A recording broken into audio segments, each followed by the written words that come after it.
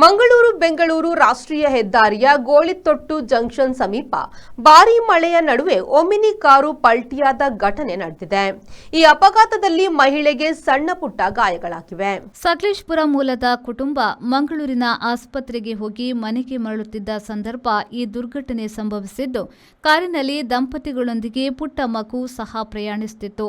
ಅಪಘಾತದಲ್ಲಿ ರೇಖಾ ಎಂಬ ಮಹಿಳೆ ಗಾಯಗೊಂಡಿದ್ದು, ಅವರನ್ನ ತಕ್ಷಣವೇ ನೆಲ್ಯಾಡಿಯ ಖಾಸಗಿ ಆಸ್ಪತ್ರೆಗೆ ಚಿಕಿತ್ಸೆಗಾಗಿ ದಾಖಲಿಸಲಾಗಿದೆ.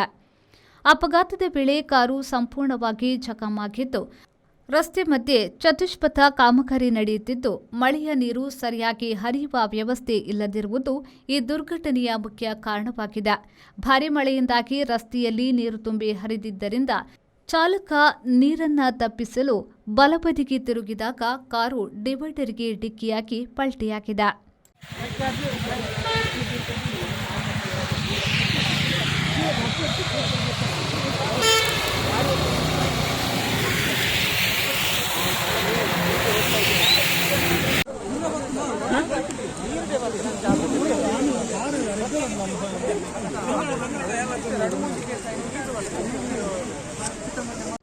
ಪ್ರಶಾಂತ್, ವಿ4 ನ್ಯೂಸ್, ನೆಲ್ಯಾಡಿ.